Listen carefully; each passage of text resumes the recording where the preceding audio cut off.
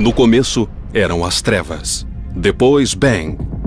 Nasceu um sistema que se expande infinitamente, feito de tempo, espaço e matéria. Vamos investigar além do que jamais se imaginou, além dos limites de nossa existência, em um lugar chamado O Universo. Há séculos, elas deixam os homens intrigados, cativando tanto astrônomos como astrólogos. O misterioso alinhamento entre as grandes pirâmides de Gizé e as estrelas de Órion podem ter sido mais que coincidência. E em vez de 12 constelações no zodíaco, na verdade, elas são 13. O que é esse 13º signo e por que foi esquecido? Os padrões que um dia orientaram marinheiros na travessia de águas traiçoeiras, hoje orientam os astrônomos na descoberta dos mistérios que se encontram nas constelações.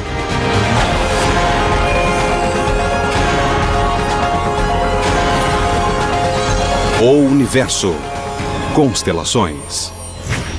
Antes da internet e antes do cinema, os céus noturnos e as constelações eram os maiores espetáculos que tínhamos. Esta galeria de estrelas não forma apenas figuras bonitas. Ela contém uma ampla amostra de tipos de estrelas. Através das constelações, podemos aprender muito sobre a galáxia e sobre todo o universo. Antes dos dispositivos de navegação high-tech, do GPS e até da bússola, havia as estrelas. Como a sinalização de uma estrada, as constelações nos ajudam a encontrar o caminho. Elas dão direção, distância e rumo. Na Terra, para dizer onde se localiza uma coisa, damos as coordenadas, em latitude e longitude.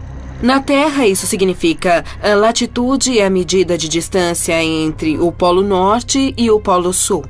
E longitude é a distância de leste a oeste. O outro sentido.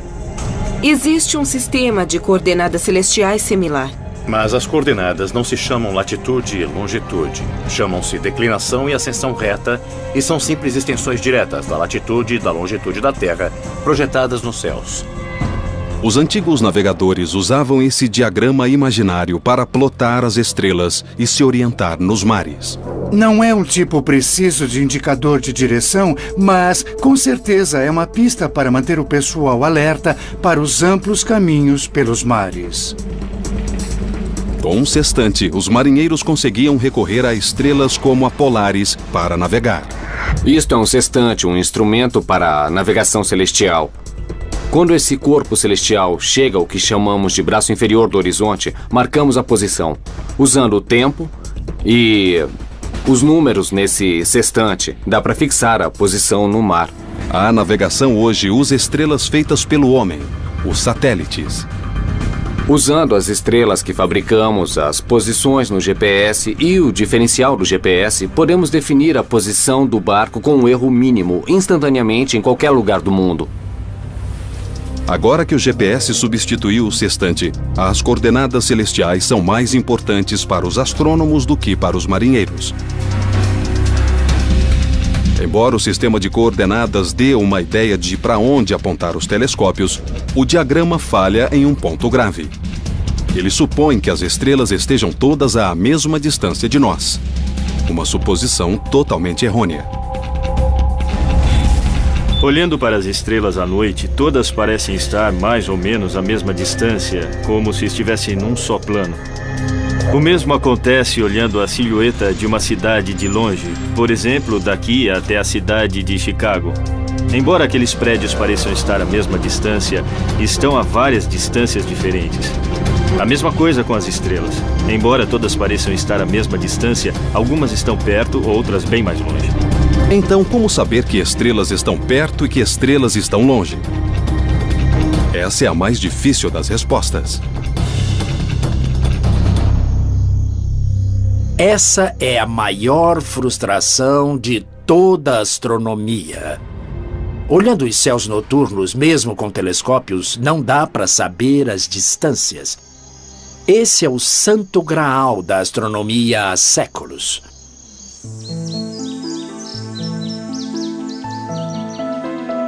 Estamos na Floresta Nacional de Angeles. Tenho aqui comigo um mapa das trilhas e quero fazer uma caminhada. Acho que vou para as cascatas Switzer, que no meu mapa não parecem muito longe. Uns 1.500 metros. Mas o problema é que eu posso estar subestimando a dificuldade da caminhada, porque meu mapa não leva em consideração um fator muito significativo, a elevação. Então, na verdade, minha caminhada de 1.500 metros pode acabar sendo uma subida de 3 quilômetros. É o mesmo com o meu mapa de constelações, que não diz a verdadeira distância entre duas estrelas. Embora pareçam estar lado a lado, uma pode estar bem mais longe do que a outra, e eu nunca vou saber se considerar só as coordenadas celestiais. Como os trilheiros na mata, os astrônomos confiam em pistas para avaliar as distâncias em nosso vasto e misterioso universo. Então, quando andamos na floresta, mesmo sem um mapa que informe a elevação, podemos usar nosso conhecimento da topografia local e os tipos de árvores para indicar a altitude. Por exemplo, certas árvores preferem elevações mais baixas, outras preferem grandes altitudes.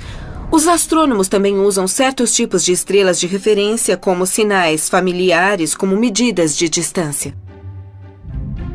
A primeira ferramenta no kit dos astrônomos é o fenômeno da paralaxe, uma coisa que usamos todo dia em escala menor para ver o mundo em 3 dimensões. Para entender a paralaxe, basta um exercício muito simples que qualquer um pode fazer. Olhe para o seu dedo. Depois, olhe para uma coisa bem distante. Se usar o olho direito e alinhar seu dedo com um objeto à distância, e depois usar o olho esquerdo, vai ver que seu dedo parece, na verdade, se mexer dramaticamente. Essa aparente mudança é causada pela distância entre nossos 2 olhos. Os astrônomos medem a paralaxe só olhando para uma estrela em uma posição e depois olhando para ela de novo 6 meses depois, quando ela já se afastou o máximo possível do nosso ponto de observação. Porque em 6 meses a Terra chegará à maior distância possível da posição original. Quanto mais perto a estrela, maior a paralaxe. O problema é que as estrelas não estão muito perto. Mesmo o ângulo de paralaxe da estrela mais próxima de nós, a Próxima Centauri, é difícil de medir. É menos de 1 segundo de arco. O que é 1 segundo de arco? São 360 graus num círculo. Cada grau tem 60 minutos de arco. E cada minuto de arco tem 60 segundos de arco. A Próxima Centauri tem uma paralaxe de 0,7 de segundo de arco. É muito pequena. Para transpor a distância até estrelas mais distantes ainda, os astrônomos contam com um sinal de orientação familiar, da mesma forma que a guarda costeira usa um farol. Os homens e mulheres da guarda costeira sabem que todo farol tem uma frequência de pulsação diferente. Um pode brilhar 2 vezes por minuto, o outro 4 vezes. Eles podem usar isso para determinar sua posição exata só com base no padrão. Do mesmo jeito, os astrônomos podem usar um farol cósmico chamado estrela variável pulsante. A constelação de Cefeu, batizada com o nome do rei mítico da Etiópia, tem 57 estrelas visíveis, inclusive a Delta Cephei, uma estrela variável que é o protótipo das variáveis pulsantes. Por uma sutileza da natureza, as cefeidas marcam o tempo como um metrônomo. Quanto maior e mais brilhante, mais devagar a cefeida vai pulsar. O que nós fazemos é achar uma variável pulsante, medir seu período de pulsação, que pode ser de 10 ou 60 dias, e obter uma vela padrão. Só então poderemos determinar a que distância essa estrela está. Uma vela padrão é uma base de comparação. Uma estrela de luminosidade e distância conhecidas que se pode comparar com estrelas semelhantes. Uma lâmpada brilha com uma certa luz que corresponde a uma certa quantidade de watts. Mas essa luz vai parecer muito mais brilhante se você estiver bem perto da lâmpada do que se estiver a 3 metros dela. Então, a luminosidade da estrela não muda. É aquela. Mas a magnitude aparente depende de onde você está, da distância em que está. Se está perto do objeto ou se está olhando do outro lado da rua. Se uma cefeida não parece tão brilhante, deve estar muito longe. Os astrônomos conseguem calcular a distância com base na palidez de sua aparência. Olhando minha variável pulsante e plotando a curva da luz em quanto tempo passa de brilhante a pálida e a brilhante de novo, eu sei qual é o brilho intrínseco dessa estrela. E consigo calcular a distância das estrelas variáveis, observando seu período de variação. Foi assim que Edwin Hubble conseguiu determinar que Andrômeda estava 2 milhões de anos-luz além de nossa galáxia. Mas as variáveis pulsantes têm limite. Para medir as distâncias para além de Andrômeda, os astrônomos contam com as supernovas.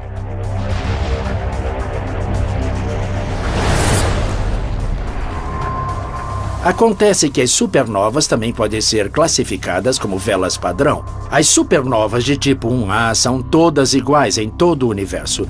Nós sabemos como calibrar, e é assim que determinamos as distâncias até o Big Bang, o próprio limite do universo. Examinando o Big Bang, os cientistas quase conseguem ver o começo dos tempos, 300 mil anos depois.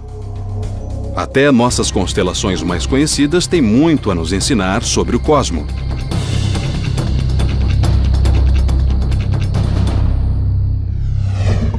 Órion, que em grego quer dizer caçador, tem 77 estrelas visíveis. Alnitak, Alnilam e Mintaka são as 3 estrelas no cinturão de Órion. Nos tempos modernos, ao caçar Órion, os astrônomos acharam uma variedade de objetos impressionantes. Quando vejo Órion, vejo também a vida e a morte das estrelas. Logo abaixo do cinturão está um pequeno borrão chamado Orion Nebula. É um berçário de estrelas bebês, e dá para ver ao olho nu. Órion também guarda um par de joias estelares. No ombro superior esquerdo de Órion, você vai ver a gigante vermelha Betelgeuse. Deixando o olhar para a direita, na estrela que seria, digamos, a perna, você vai ver a supergigante azul Rigel. A Betelgeuse, como supergigante vermelha, é uma estrela em seus últimos suspiros. Uma supergigante vermelha é uma estrela bem mais fria que nosso Sol, mas é muito maior. A Betelgeuse tem 14 vezes a massa do nosso Sol. Quando seu combustível nuclear acabar, ela vai se tornar instável e implodir em uma supernova colossal. E pode acontecer a qualquer momento. E quando explodir, vai iluminar todo o céu noturno, sendo visível até durante o dia. Talvez já tenha explodido. Está a 427 anos-luz da Terra. Ou seja, talvez já tenha explodido, mas ainda não deu tempo da luz chegar até nós. A supernova vai atrair mais atenção para os céus, que nos encantam há milhares de anos. Os antigos egípcios consultavam os céus para saber quando plantar e quando colher. Cada estrela possuía um significado sagrado. Chamavam Sírius, na constelação Cão Maior de Estrela de Ísis. O aparecimento de Sírius antes do alvorecer, durante o solstício de verão, indicava a cheia anual do rio Nilo. Outras constelações, como Órion, podem ter tido significado arquitetônico. Os egiptólogos já fizeram muitas vezes a pergunta por que os antigos egípcios construíram 3 grandes pirâmides ligeiramente desalinhadas? Porque tinham réguas ruins milhares de anos atrás? As 3 pirâmides parecem estar alinhadas com as 3 estrelas da constelação de Órion. O que significa esse alinhamento? Foi coincidência ou as pirâmides foram intencionalmente projetadas dessa forma? As pirâmides de Gizé nos seduzem com seu mistério arqueológico e fascínio histórico. Alguns cientistas acham que as pirâmides têm certa importância astronômica.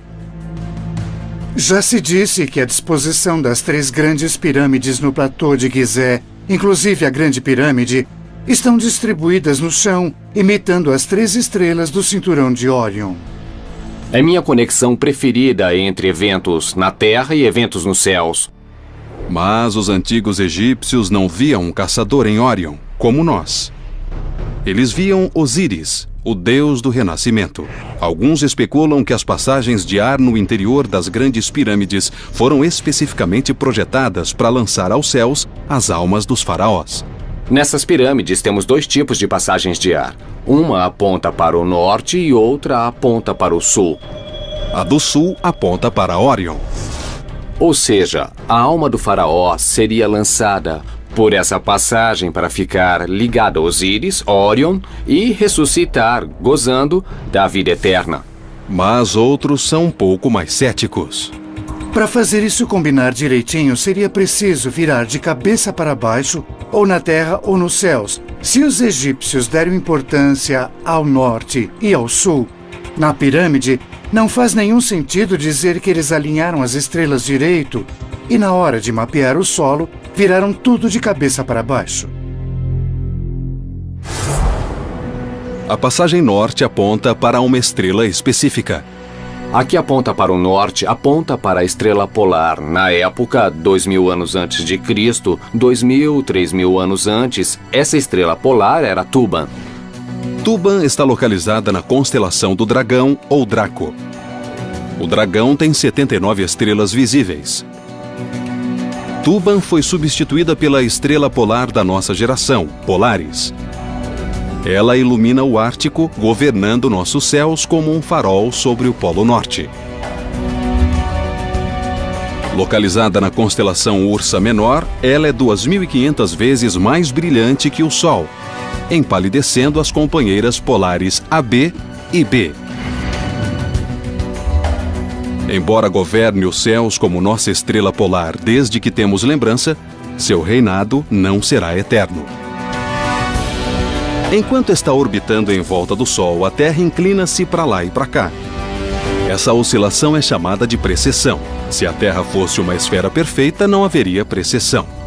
Mas as forças gravitacionais da Lua e do Sol fazem pressão sobre o equador saliente, perturbando a rotação da Terra. Agora, a Terra é como um giroscópio ou um peão giratório. Observe que se eu girar isso depressa e depois movimentar o eixo, ele aponta na mesma direção. É como a Terra que aponta em direção a Polaris. Então, quando a Terra dá volta no Sol, ela sempre aponta na mesma direção. No entanto, a precessão é causada pela interferência gravitacional e a Terra começa a oscilar. Enquanto oscila, o eixo da Terra descreve um círculo no céu. Demora 26.000 anos para completar um círculo. O Polo Norte celestial vai se afastando cada vez mais da posição de Polaris. Eu digo que daqui a uns 14.000 anos, mais ou menos na metade do círculo, ele vai estar muito perto da estrela Vega. E como Vega é muito mais brilhante do que as outras estrelas nessa área do céu, ela será uma estrela muito significativa no Polo Norte. Em 26.000 anos, o eixo da Terra centrado no Polo Norte fará um círculo completo e voltará a apontar para onde está hoje. E Polaris vai destronar Vega e retomar o título de nossa estrela do norte. Quanto mais perto de um dos polos da Terra, mais a estrela se mantém fixa nos céus. Os astrônomos chamam essas estrelas de circumpolares, ou seja, visíveis o ano todo. Na verdade, todas as constelações das estrelas do norte, como Little Dipper e Big Dipper, percorrem um círculo razoavelmente pequeno.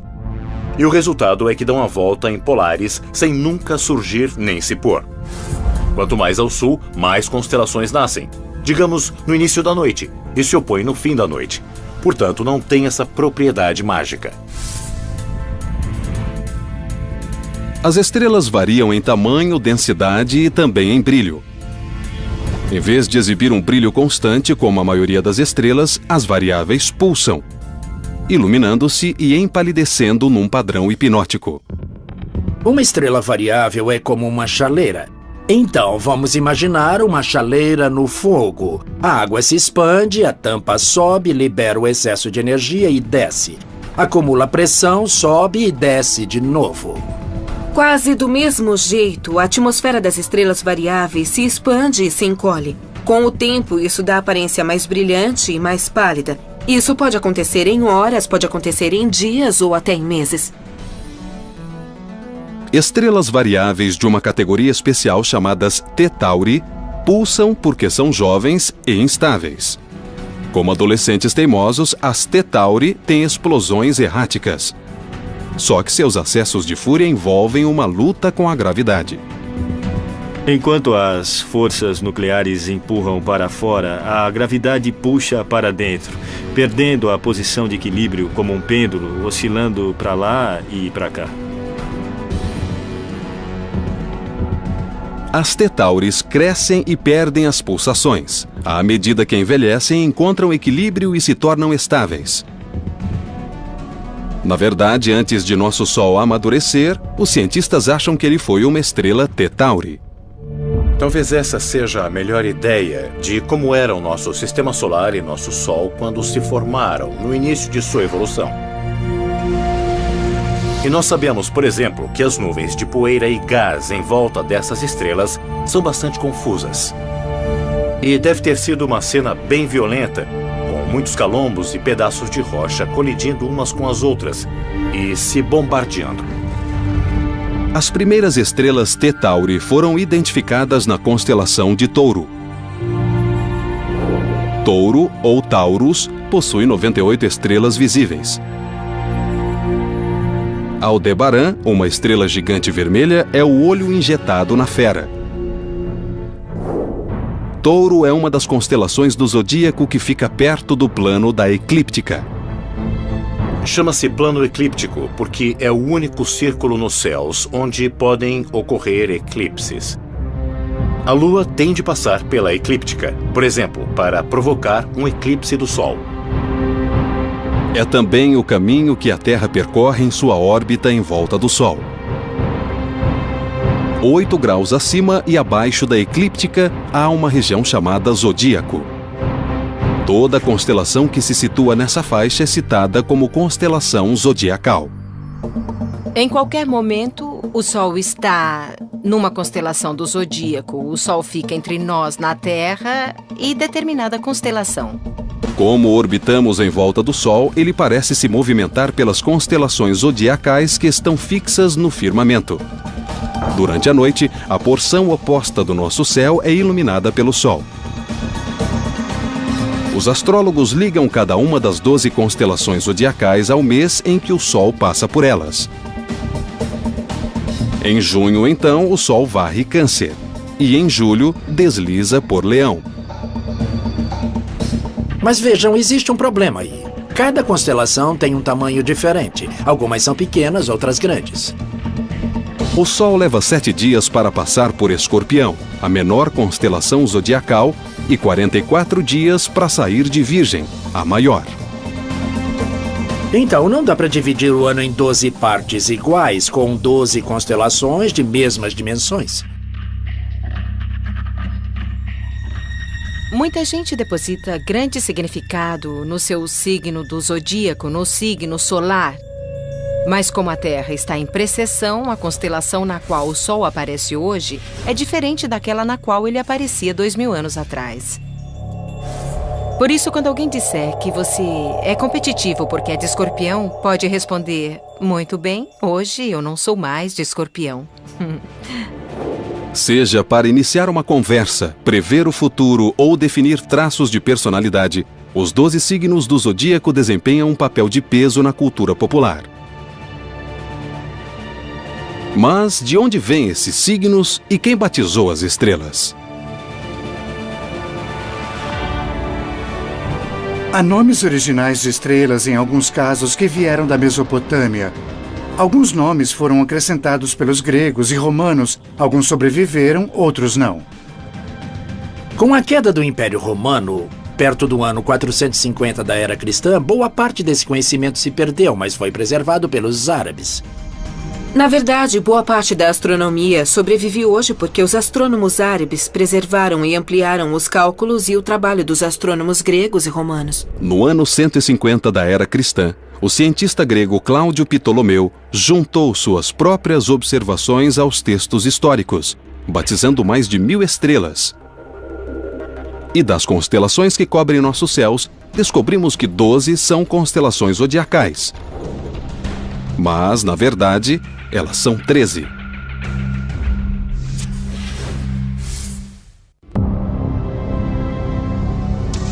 Mesmo que não sejamos adeptos da astrologia, quase todos sabemos qual é nosso signo astrológico.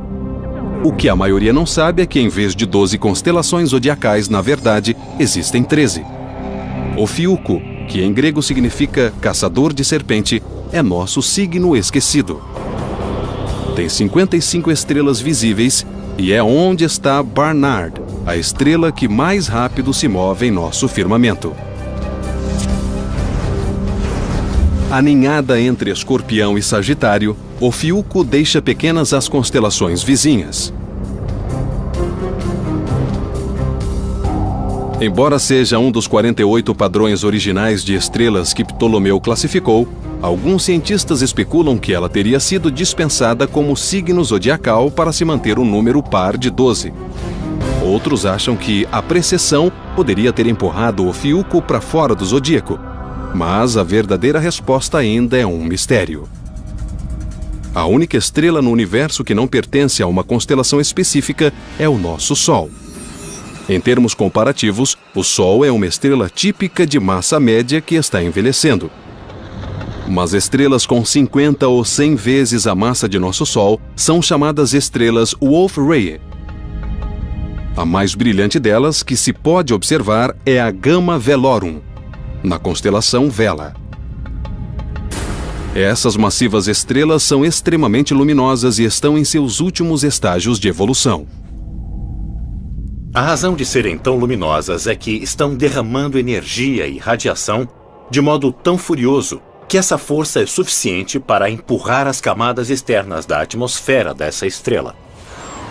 Essas estrelas se evaporam, tal o calor e a radiação que geram, restando apenas um núcleo central muito, muito quente.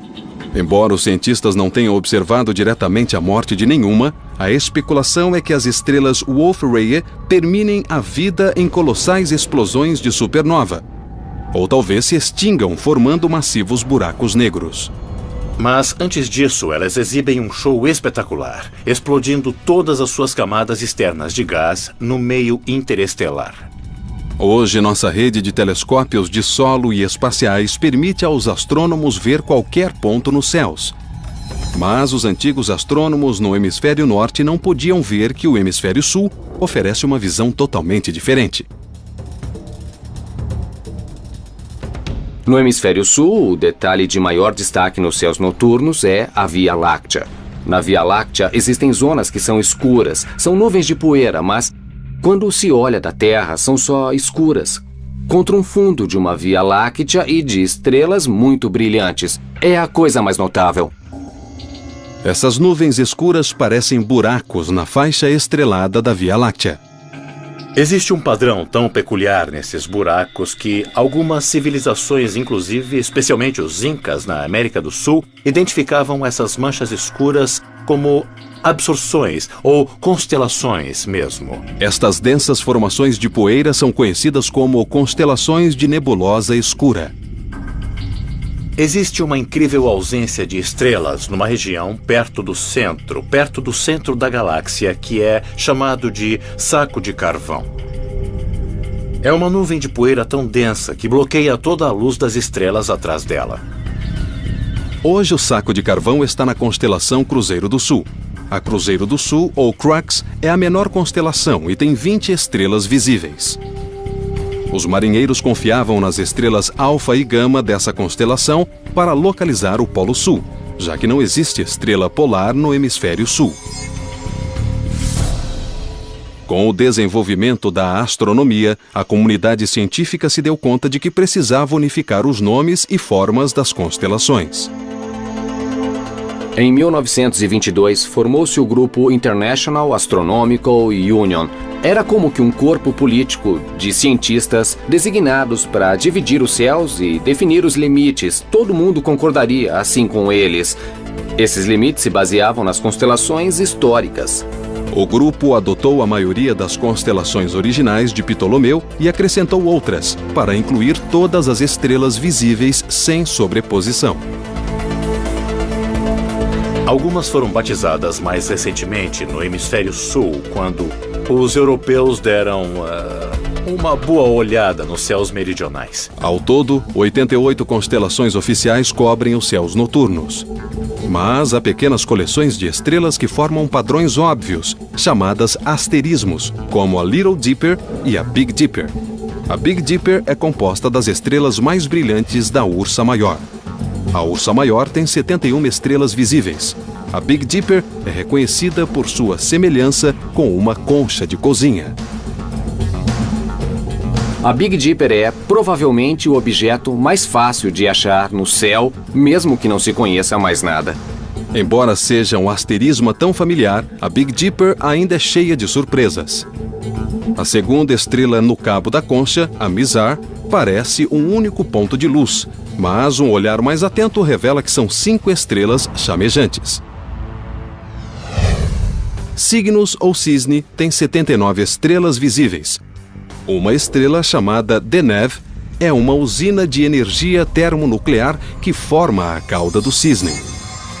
Com 200 vezes o diâmetro do nosso Sol e 250 mil vezes mais brilhante, Deneb é um dos maiores exemplos de uma estrela branca supergigante. É uma estrela numa fase de evolução bastante incomum. Existem poucas estrelas como ela, e elas não passam muito tempo da vida em condições de luminosidade tão forte.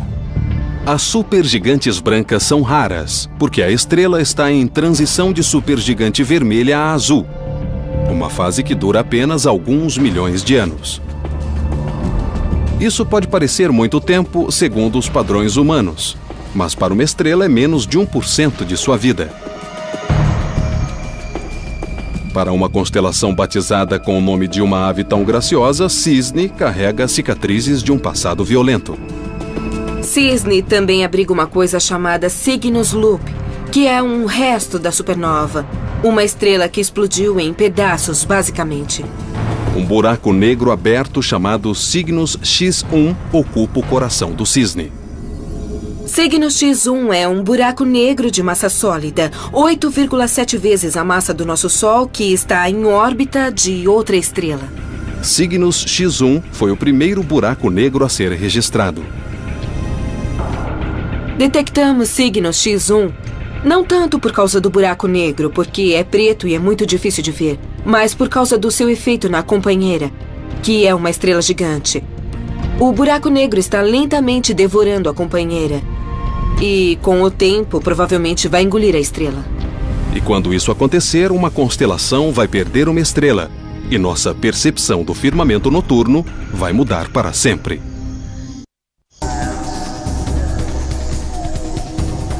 O firmamento noturno está constantemente mudando.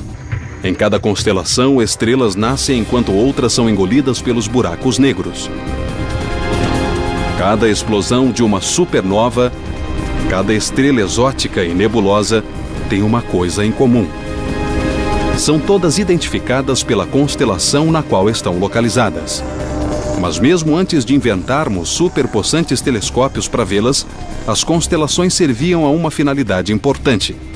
Levavam às pessoas o noticiário noturno, que elas não ousavam ignorar. Era questão de vida e morte. Os céus noturnos são um calendário. Foi a primeiríssima invenção científica do homem. O calendário nos céus. O nascer e o pôr do sol, as várias fases da lua, o aparecimento e desaparecimento sazonal das estrelas, dá para ver que existe realmente uma ordem no mundo. E se vê realmente uma ordem nos céus que é útil para antecipar o que vai acontecer na Terra. É uma ferramenta de sobrevivência. Quando se olha para o céu, se vêem grupos de estrelas que estão ligadas a eventos importantes que nos alertam para agir de certo modo ou ir em certa direção, onde plantar e colher. Além de ver o padrão das estrelas mudar com as estações, os antigos fizeram outra observação fundamental. O dócil estelar variável dava forma ao mundo. Viajantes em longos percursos para o sul, por exemplo, da Grécia, começaram a ver constelações diferentes de qualquer uma que fosse visível em sua terra natal. Então, isso indica movimento em superfície curva. A perspectiva muda. Hoje nós entendemos a forma da Terra e o suceder das estações. Mas as constelações não perderam sua utilidade. Em vez de revelar segredos sobre a Terra, elas nos ajudam a compreender as estrelas. Uma constelação é bem parecida com um museu de arte. No museu de arte, você vai ver artistas que usaram vários tipos de materiais, tintas, fotografias e objetos comuns. Numa constelação, você tem estrelas que são feitas de materiais diferentes. Algumas têm mais hélio ou hidrogênio, carbono, silício, ferro, mas podemos reunir todas elas. Nos dois casos, os objetos que são reunidos no museu de arte ou uma constelação são coleções artificiais que nós juntamos por algum motivo. Como países, as constelações dividem os céus em territórios. Quando você diz Órion, eu sei exatamente a que parte do céu está se referindo. Então, para um astrônomo, uma constelação é como ter um mapa à mão, um jeito de organizar as coisas, de saber onde está tudo. E embora o firmamento seja infinito, podemos ver somente uma amostra de estrelas antes que nossa visão seja bloqueada por poeira e distância. Talvez numa noite bem escura você vai ver umas 1.500 a 2.000 estrelas a olho nu se não estiver usando binóculos em nada.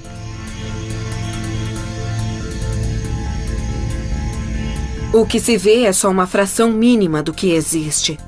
Seria como olhar a população dos Estados Unidos, 350 milhões de americanos, e ver 5 pessoas.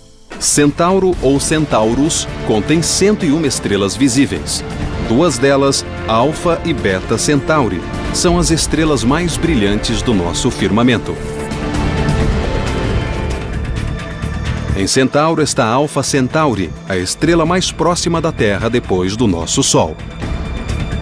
E um olhar mais atento revela que Alfa Centauri, na verdade, é um sistema estelar triplo. Não é raro que as estrelas dividam o palco com 1 ou 2 coestrelas em sua órbita. Aliás, essa é a regra. Mais de 60% das estrelas que se veem nos céus, na verdade, são estrelas duplas, triplas, quádruplas. Nosso Sol é uma exceção. Parece que nosso Sol não tem companheira. Enquanto nosso Sol faz sua viagem solitária pelo espaço, as estrelas Ômega Centauri nunca ficam sem companhia. É o mais brilhante agrupamento estelar globular que se pode ver sem um telescópio, quer dizer, a olho nu, porque é um grupo gigante de cerca de 10 milhões de estrelas. Ômega Centauri é o maior agrupamento estelar da nossa galáxia. Essas estrelas intimamente ligadas têm órbitas diferentes, complicadas, mas mesmo assim conseguem se movimentar como um único grupo. De onde vem o agrupamento é a dúvida de todos. É um objeto fora do comum, e muitos astrônomos suspeitam que possa ser o centro de uma galáxia que foi engolida, consumida pela Via Láctea, quando caiu nela. Isso acontece com bastante frequência porque grandes galáxias são canibais e comem as pequenas galáxias. A Ômega Centauri, por exemplo, pode ser o que restou de um desses processos. A luz de Alfa Centauri leva cerca de 4,2 anos para chegar até nós. Mas quando olhamos Ômega Centauri, estamos vendo uma luz que viajou 16 mil anos. Isso é indicação da verdadeira dimensão de Centauro. E mostra também que uma constelação existe somente nos olhos de nossa mente. E que cada estrela, como cada obra de arte, suplica para ser explorada.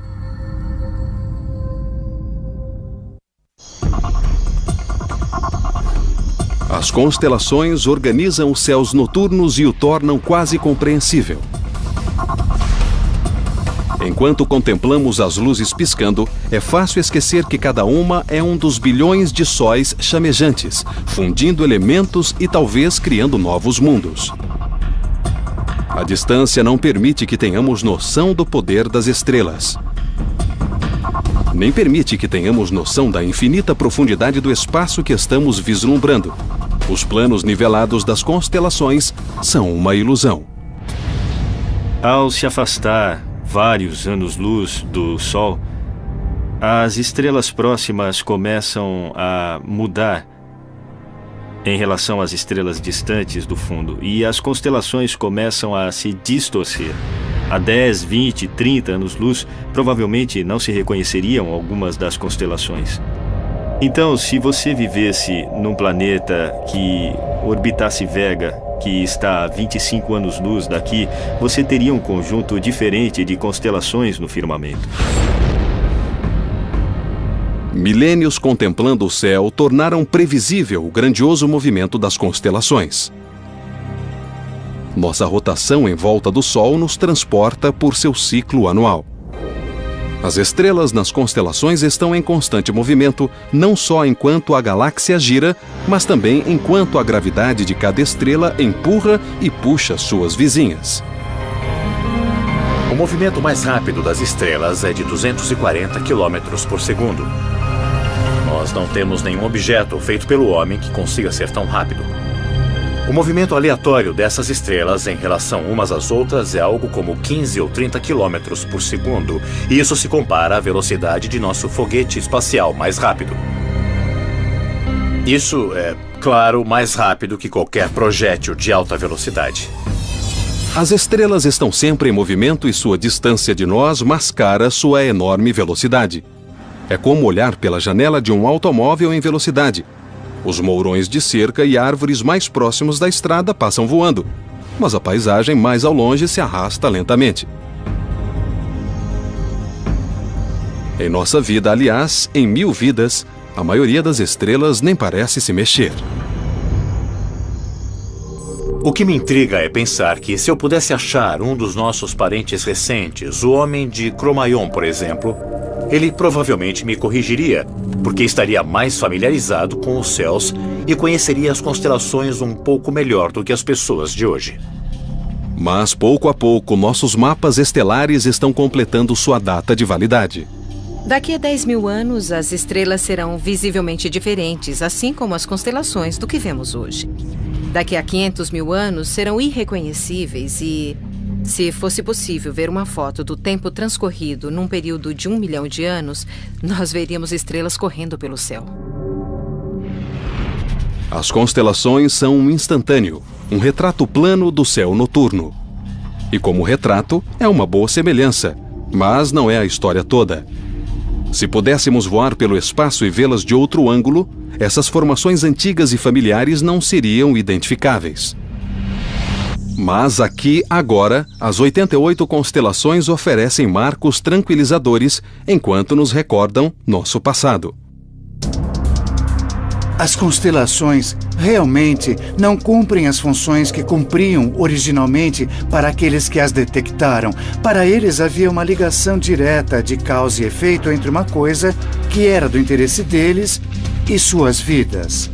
Observavam Sírius porque era uma indicação sazonal.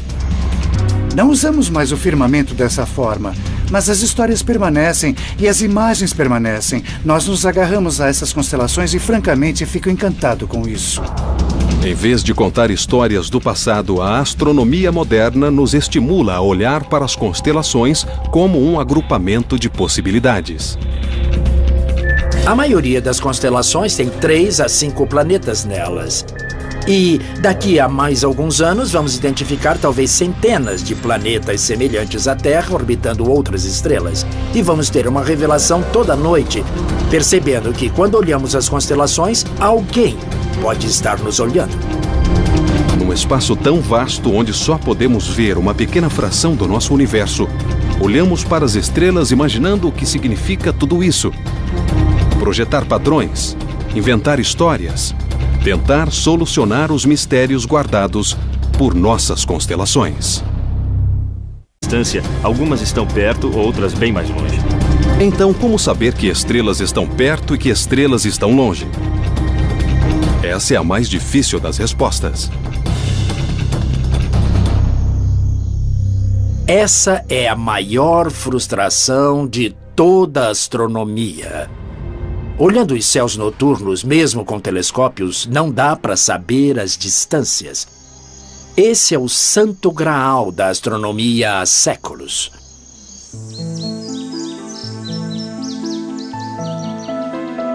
Estamos na Floresta Nacional de Ângeles. Tenho aqui comigo um mapa das trilhas e quero fazer uma caminhada. Acho que vou para as Cascatas Switzer, que no meu mapa não parecem muito longe. Uns 1.500 metros. Mas o problema é que eu posso estar subestimando a dificuldade da caminhada, porque meu mapa não leva em consideração um fator muito significativo, a elevação.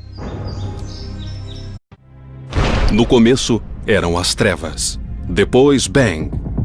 Nasceu um sistema que se expande infinitamente, feito de tempo, espaço e matéria. Vamos investigar além do que jamais se imaginou, além dos limites de nossa existência, em um lugar chamado o Universo. Há séculos, elas deixam os homens intrigados, cativando tanto astrônomos como astrólogos. O misterioso alinhamento entre as grandes pirâmides de Gizé e as estrelas de Órion podem ter sido mais que coincidência. E em vez de 12 constelações no zodíaco, na verdade, elas são 13. O que é esse 13º signo e por que foi esquecido?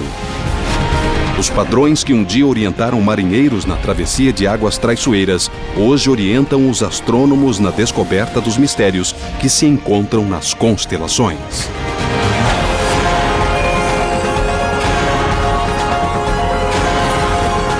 Usando as estrelas que fabricamos, as posições no GPS e o diferencial do GPS, podemos definir a posição do barco com um erro mínimo, instantaneamente em qualquer lugar do mundo. Agora que o GPS substituiu o sextante, as coordenadas celestiais são mais importantes para os astrônomos do que para os marinheiros. Embora o sistema de coordenadas dê uma ideia de para onde apontar os telescópios, o diagrama falha em um ponto grave. Ele supõe que as estrelas estejam todas à mesma distância de nós. Uma suposição totalmente errônea.